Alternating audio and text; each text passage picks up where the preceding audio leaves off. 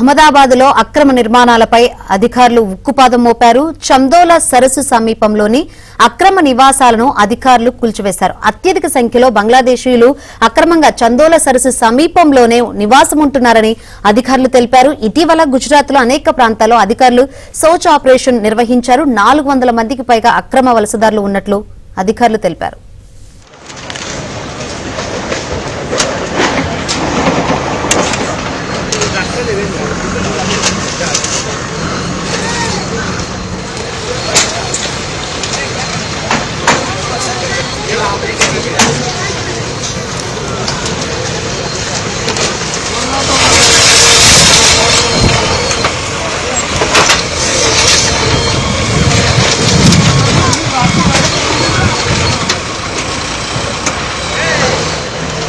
అహ్మదాబాద్లో అక్రమ నిర్మాణాలపై అధికారులు ఉక్కుపాదం మోపారు. చందోల సరస్సు సమీపంలోని అక్రమ నివాసాలను అధికారులు కూల్చివేశారు. అత్యధిక సంఖ్యలో బంగ్లాదేశీయులు అక్రమంగా చందోల సరస్సు సమీపంలోనే నివాసముంటున్నారని అధికారులు తెలిపారు. ఇటీవల గుజరాత్లో అనేక ప్రాంతాల్లో అధికారులు సోచ్ ఆపరేషన్ నిర్వహించారు. 400 మందికి పైగా అక్రమ వలసదారులు ఉన్నట్లు అధికారులు తెలిపారు.